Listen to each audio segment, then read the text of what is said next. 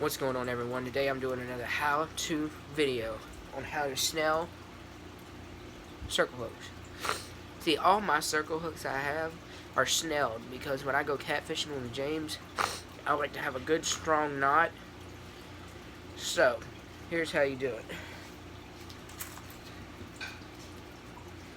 You don't want 12, but you want about 50-pound test line. So that way if you get like caught up in a snag or something, you'll be able to pull that hook out without it breaking.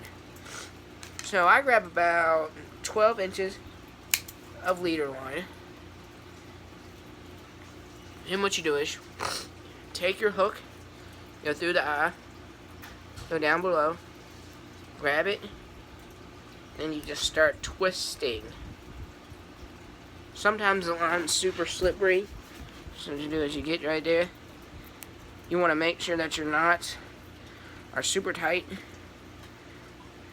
I do mine about 10 times. 4, 5, 6, 7, 8, 9, 10. And you want them to look like that. You want them to look like a circle. And you take the end of your line, you go back up through your eye like that, and then you just pull tightly, just like that,